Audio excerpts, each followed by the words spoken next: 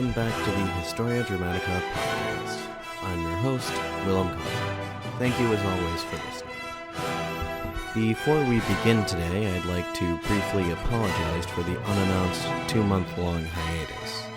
Although I've usually gone on hiatus during the summer in the past, this time the plan was to just finish the Savonarola series through until September, but after posting part 6, I decided that it might be better to take a couple months off like I usually do. I am truly sorry for not announcing this beforehand, but in any event, we are back. Anyway, in the last episode of our series on Girolamo Savonarola, we began by recounting the closing events of the Italian War of 1494 to 1495. In brief, a coalition of Italian states known as the Holy League was formed, and together they succeeded in expelling the French army under King Charles VIII from the peninsula entirely. Much to the chagrin of Pope Alexander VII, the Republic of Florence had neglected to join the anti-French alliance, a factor which may very well have prevented the Italians from dealing Charles VIII the decisive defeat that they had hoped for. To the Pope, it seemed obvious why the Florentines had sided with the French: Savonarola. Girolamo Savonarola had been known to the Curia for some time on account of his radical preachings, which up until this point had been tolerated to a degree. However, now that his influence on the city's politics was beginning to make itself felt, Alexander VII decided that the friar had gone too far this time. At first, the Pope took what seemed to be a conciliatory approach. He wrote a letter to Savonarola inviting him, in a warm and friendly tone, to travel to Rome to engage in an honest dialogue with the church hierarchy.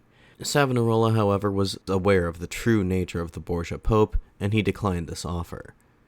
Alexander VII replied in much more harsh terms. In the autumn of 1495, he issued a papal brief banning Savonarola from preaching publicly, having an official inquiry carried out into his various writings and orations, and threatening him with automatic excommunication if he refused to comply.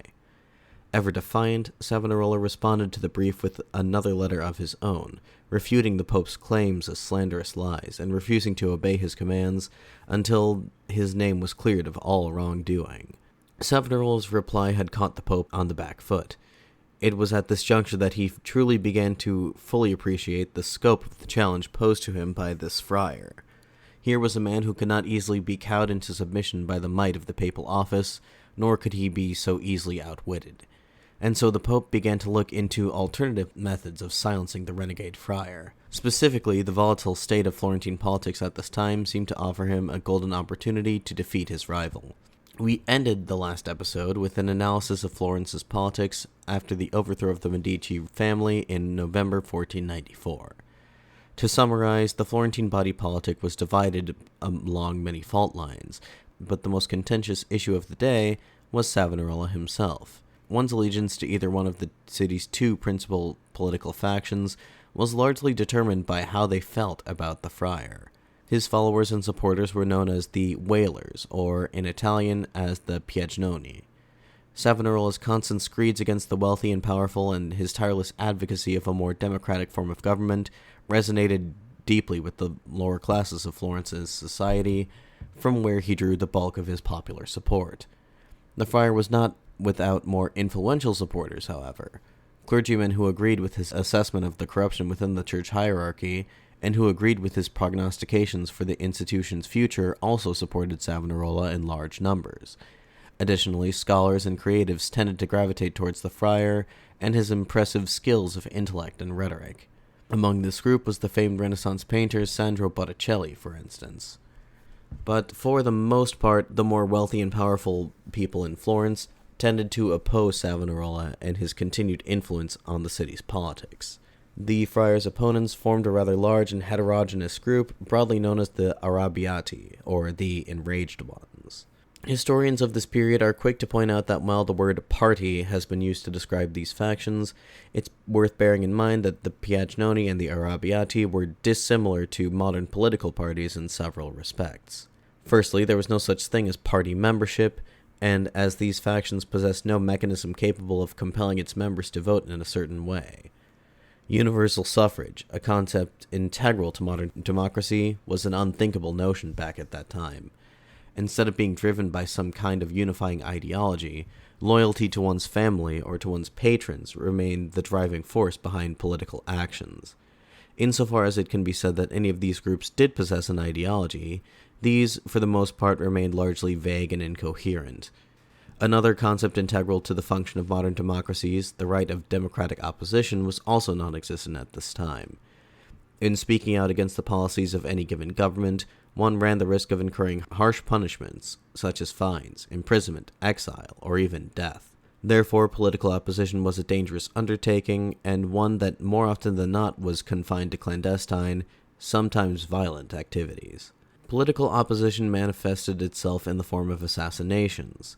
Savonarola himself had been the target of one such attempt back in May of 1495, and as a result, from that point forward, he never left the convent of San Marco without an armed escort. Two of his closest friends, Angelo Poliziano and Pico della Mirandola, had both fallen victim to poisoning, likely done on the orders of Piero de' Medici. In the course of his career, Savonarola had made many powerful enemies, a fact of which both he and the Pope were well aware. Alexander VII, having exhausted his options to lure Savonarola to Rome, now sought to liaison with Savonarola's political enemies within Florence and support their efforts to have the friar silenced once and for all. To this end, his agents made contact with the exiled Piero de' Medici. Using the relatively small portion of his material wealth that he and his brother Giovanni had managed to smuggle out of the family's palazzo in Florence, Piero purchased the services of his cousin-in-law, Virginio Orsini. Orsini was a condottiero, the commander of a company of mercenaries who auctioned off his allegiance to the highest bidder.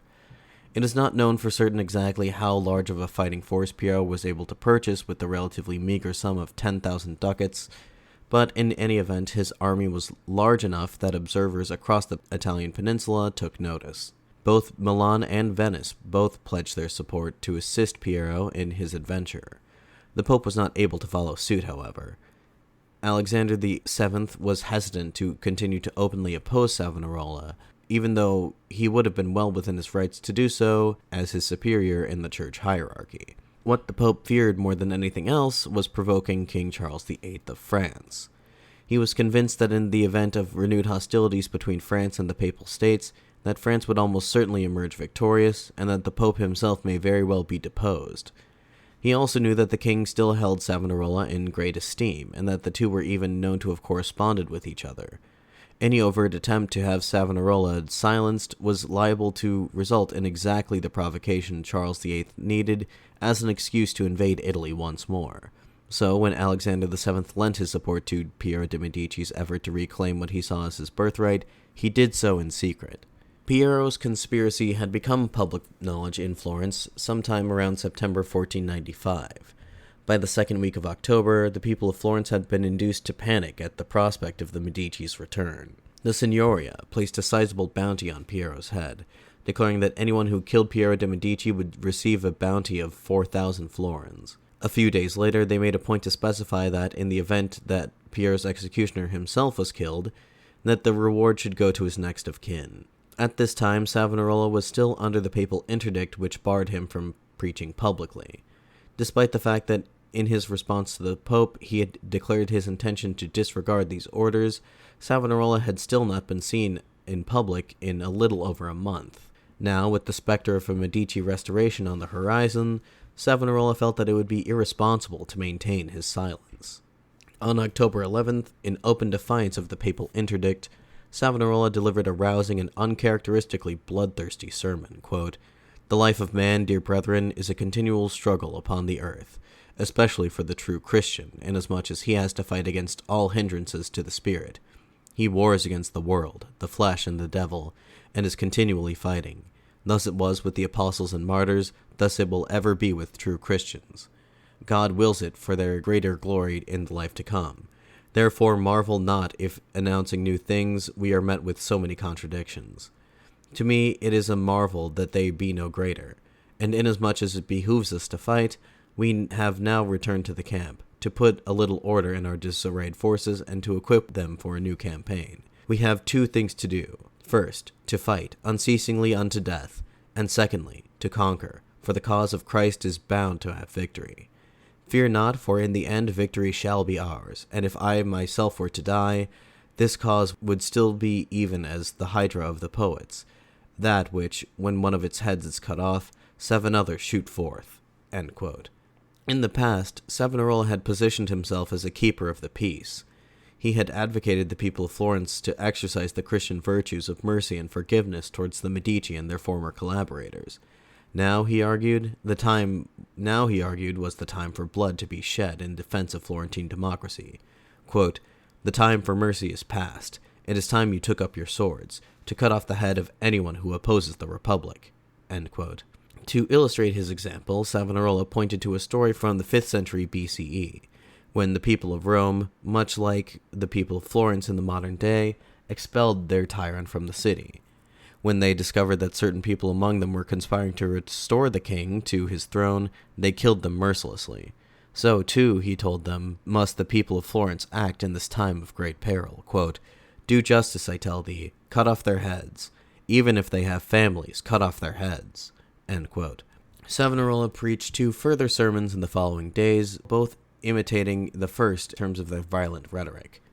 The mobilizing effects of these sermons was immediate.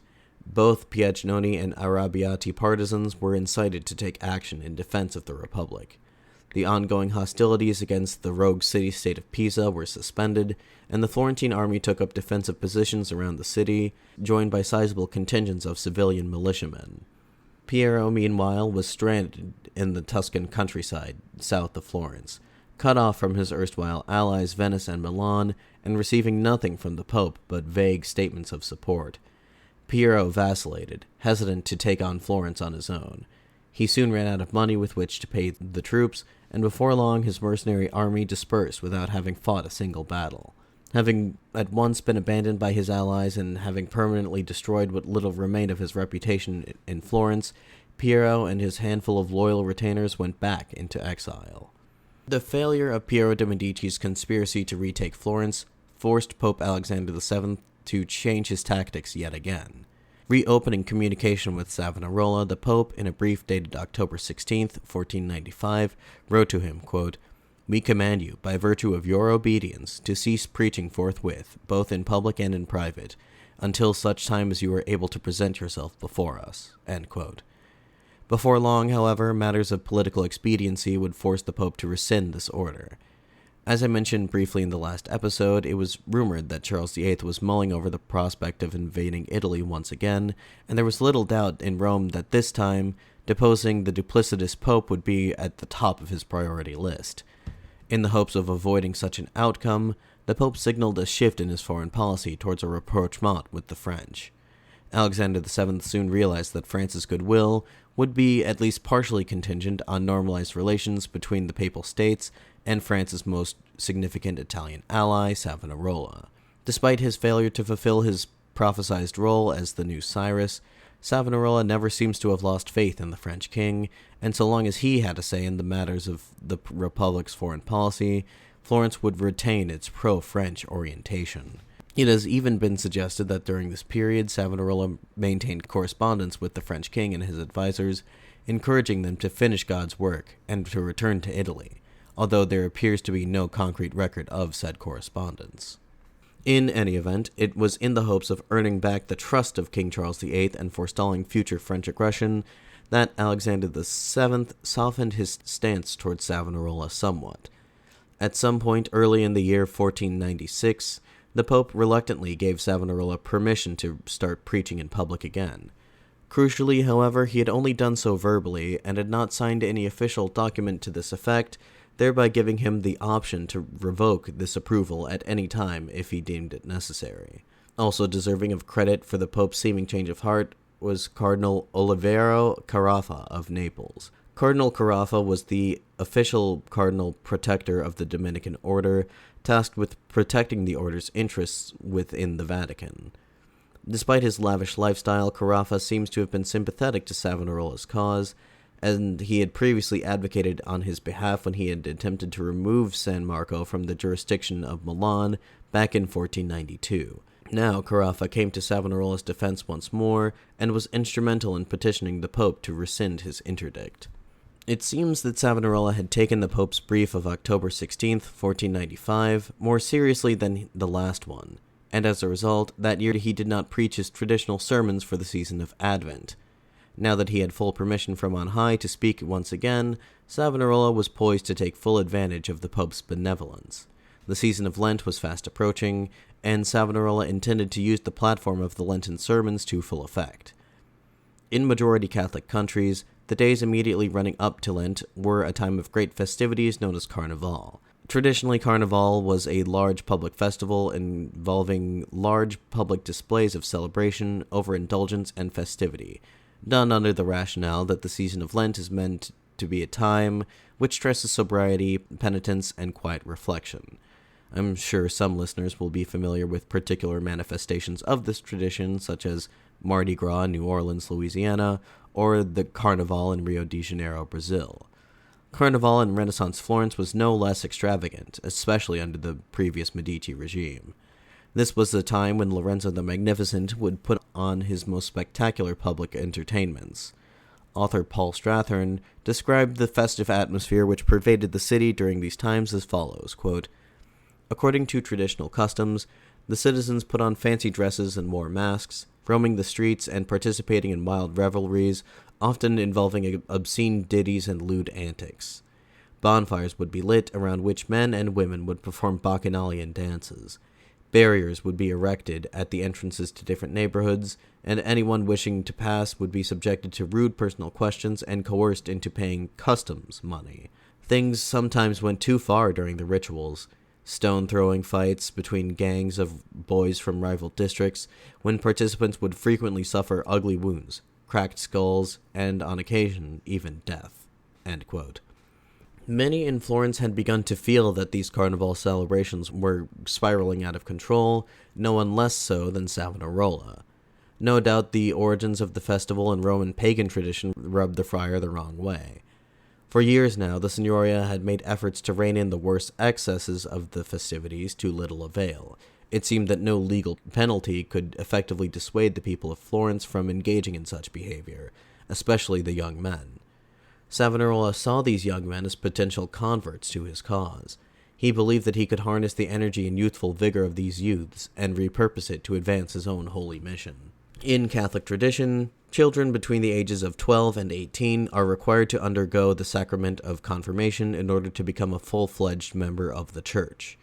In preparation for this rite of passage, it was common for adolescents to attend classes where they would study the scripture and the catechism. Savonarola realized that these classes could be a powerful tool in his crusade to reform the youth of Florence. His fellow friars who taught these classes were instructed to go above and beyond their normal duties, and to attempt to convert the children to Savonarola's particular brand of Christianity. Soon enough, many of Florence's young men were won over, and were made into zealous converts to Savonarola's teachings. He had these young men clad in white, symbolizing purity, and organized into groups, and sent out into the streets of Florence. Now, instead of engaging in the usual rambunctious activities typically associated with the Carnival season, Savonarola instructed these youths to engage in public displays of virtuous behavior. Instead of setting up barricades in the streets, the youths erected simple altars and wooden crosses instead, and rather than cajoling passers-by into coughing up money to fund further debauchery, they instead humbly requested alms for the poor. All the while, they sang hymns. These were not the traditional bawdy songs such as those that Lorenzo the Magnificent used to write. Rather, these hymns, some of which were composed by Savonarola himself, others by his friend, the poet Girolamo Beneventi. Of course, Savonarola's boys, as they had come to be known, did not merely hope to fight against vice through their virtuous example. They were instructed to take active measures against it as well. In an entry dated February 7th, 1496, diarist Luca Landucci described an incident wherein, quote, "Some boys took away a girl's veil holder in the street, and her people made a great disturbance about it. This had happened because Father Girolamo had encouraged the boys to oppose the wearing of unsuitable ornaments by women, and to reprove gamblers, so that when anyone said, 'Here come the boys of the friar,' every gambler fled, no matter how bold he might be, and all the women went about modestly dressed. The boys were held in such respect that everyone avoided evil, and most of all, the abominable vice, read sodomy, end quote. 1 week later came Shrove Tuesday, also known as Fat Tuesday. This was the final day of Carnival, the last day before the official beginning of the Lenten season. In the past, this day would have marked the climax of the Carnival festivities, the culmination of the previous week's debauchery. Savonarola had a different kind of spectacle in mind for this year, however. Landucci describes the scene as follows, quote, February 16th, Carnival. A few days earlier, Father Girolamo had preached that the boys, instead of committing follies such as throwing stones and constructing palisades, should instead collect alms for the destitute, and, as it pleased the divine grace, such a change took place that instead of these senseless games, they began to collect alms several days beforehand, and instead of barriers in the streets, there were crucifixes on every corner. On the final day of Carnival, after Vespers, these troops of boys assembled in the four corners of Florence, each quarter having its own special banner. With them marched drummers and pipers and the mace-bearers, the boys singing praises to heaven, crying, Long live Christ Jesus and the Virgin Mary our Queen, all with olive branches in their hands, so that the good and thoughtful people were moved to tears, saying, Truly, this change is the work of God. These lads are those who will enjoy the good things that the friar has promised. And we seem to see the crowds of Jerusalem who preceded and followed Christ on Palm Sunday, saying, Blessed art thou who camest in the name of the Lord. And observed that there were said to be 6,000 boys or more, all of them between 6 and 16 years of age, end quote. The four groups first congregated at the Ospedale degli Innocenti, the city's primary orphanage, and together they began a procession that wound its way through the streets of Florence, making stops at the city's most prominent sites, although making a point to avoid the Palazzo de Medici, until, after about an hour or two, finally arriving at the Cathedral of Santa Maria del Fiore. According to Landucci, quote, the church was being crowded with men and women, divided with men on one side and women on the other, and there the offering was made, with such devotion and tears of holy emotion as had never been seen before, and it is estimated there were several hundred florins. All was given without begrudgment. It seemed as if everyone wished to make an offering to Christ and his mother.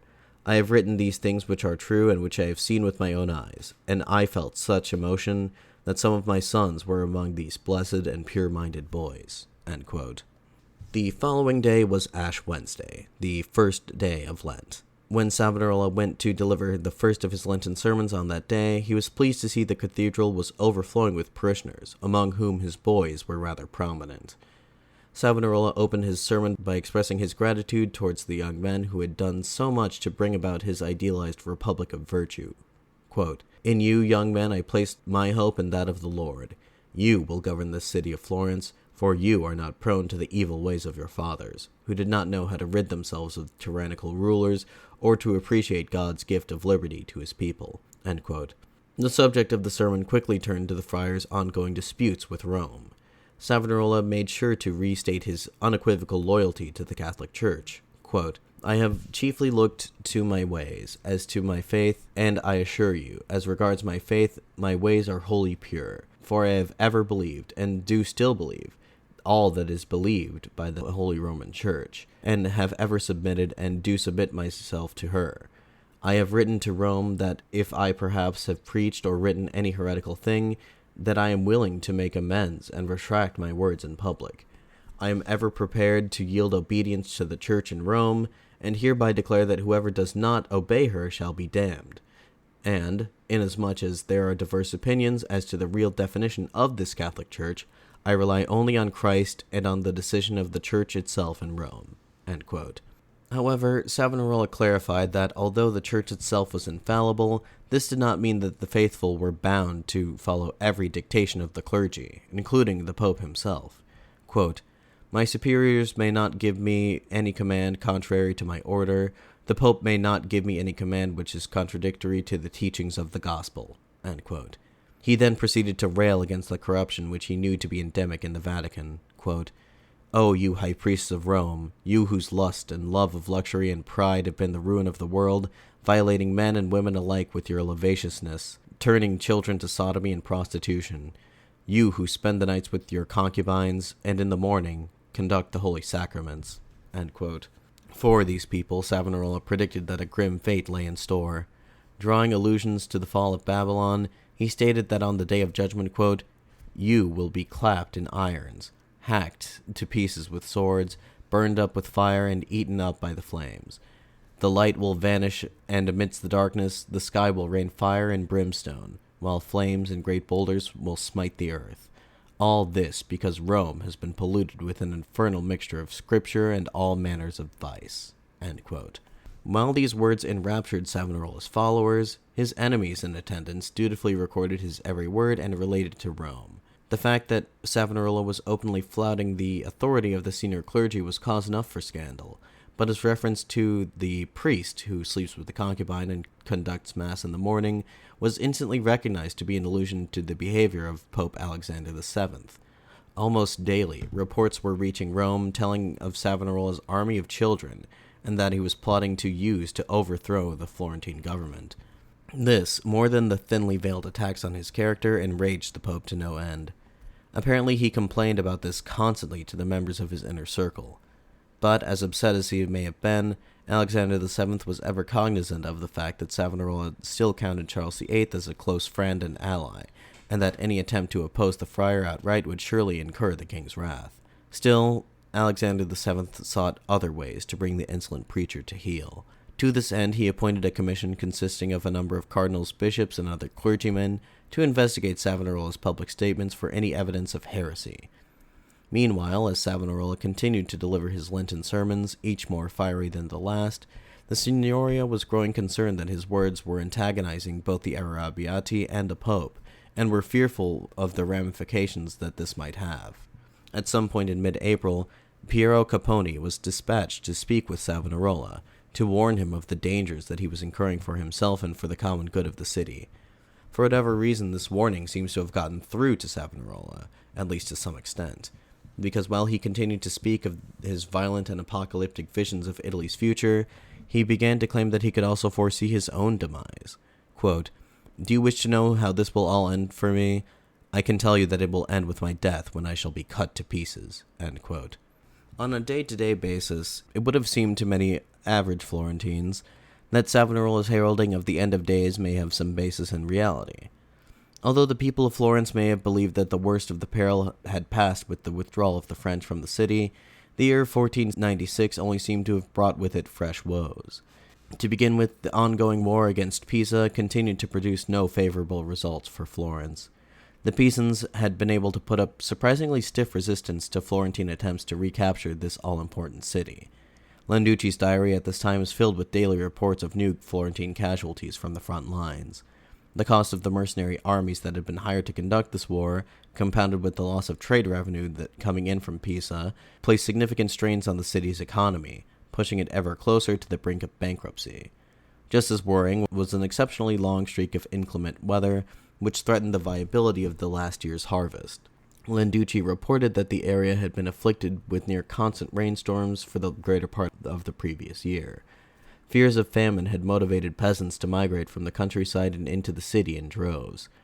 Thanks to relief efforts organized by Savonarola and the monks of San Marco, the use of the city's reserves ensured that no one died of starvation during this time, but the massive influx of peasants into the city had presented Florence with another problem, an outbreak of the bubonic plague, or at least many believed it to be the bubonic plague. Landucci described the symptoms as being quote-unquote French boils, for which there was no known cure. Whether the sickness which afflicted the city at this time was actually the bubonic plague, or whether it was syphilis or smallpox or something else of that nature, has not been conclusively determined. In any event, the Signoria, whether motivated by a desire to contain the disease or to forestall any adverse consequences of Savonarola's recent preachings, announced a 2-month ban on public gatherings, including masses.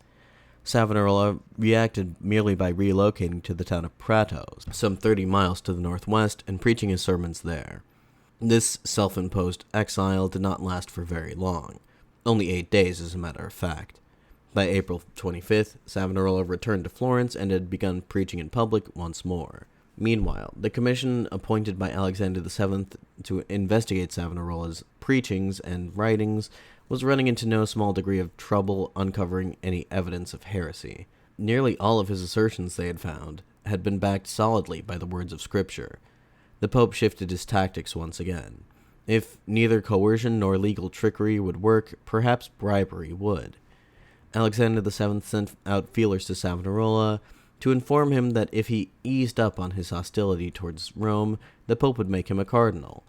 Savonarola addressed his feelings on this matter in a sermon dated August 20th, 1496. Quote, "I have no wish to receive a cardinal's crimson hat. If I had coveted such a thing, would I be standing before you all in this threadbare habit? On the contrary, the only gift that I seek is the one that God gives to all of his saints, death. A red hat, a crimson hat of blood. This is all I want." End quote. As the year 1496 dragged on, Florence was beset by further misfortunes. The ongoing torrential rains had indeed caused widespread crop failures, and the price of grain more than tripled. Cases of the quote-unquote French boils continued to proliferate throughout the city, and the War of Pisa continued to drag on. The primary reason why the Pisans had been able to hold out so long against their larger and nominally more powerful neighbor was the fact that they were enjoying the clandestine support of both Milan and Venice, both of which wished to see the city separated from the Florentine Republic so as to punish them for siding with the French. To make matters worse, news reached Florence that the Holy Roman Emperor, Maximilian I, was preparing to intervene on the side of Pisa. Although he had been entreated to do so by the Duke of Milan, Ludovico Sforza, the emperor had his own reasons for intervening, mainly because he believed that he could undermine France in this way. With the situation looking ever more dire by the day, Piero Capponi took personal charge of Florentine troops in the field.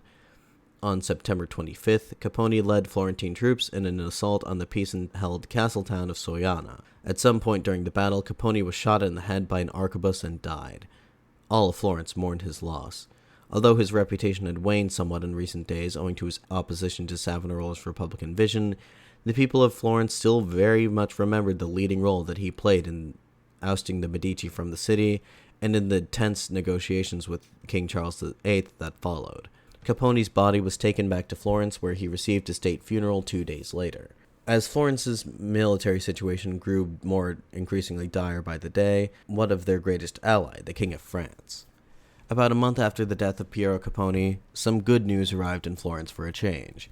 A French fleet had arrived at the Florentine seaport of Livorno and compelled the forces of Emperor Maximilian I, who were besieging the city, to retreat in disarray. Many in Florence heralded this news as presaging a second French invasion of Italy, in the event of which the French would surely assist the Florentines in their efforts to recapture Pisa. However, a more saddening and disappointing piece of news arrived a month later. In September, Anne of Brittany, the wife of Charles VIII, had given birth to a son who was also named Charles. The boy died only a month and a half after his birth. This development seems to have affected the king so deeply that, in his grief, he abandoned all of his plans to invade Italy once again. Savonarola interpreted this unfortunate turn of events as proof that God would punish King Charles VIII if he did not fulfill the mission given to him by God to become the scourge of Italy. But while this prediction of Savonarola's had seemingly proven true, at this time some began to question his gift of prophecy. Specifically, they wondered what had happened with the prophecy of the Virgin Mary as outlined in his Compendium of Revelations, the prediction that Florence would grow more glorious, powerful, and wealthy than it had ever been. To most Florentines, given their recent string of misfortunes, this certainly did not seem to be the case. Savonarola addressed such criticisms in a sermon he delivered on October 28th. Florence, he explained, had not yet been deemed worthy of such fortune. Not until the city had been completely purified of all evil, evil which Savonarola saw all around him. Until such time, God's city on earth, the New Jerusalem, would continue to suffer. And it is there that I will end the narrative for the time being.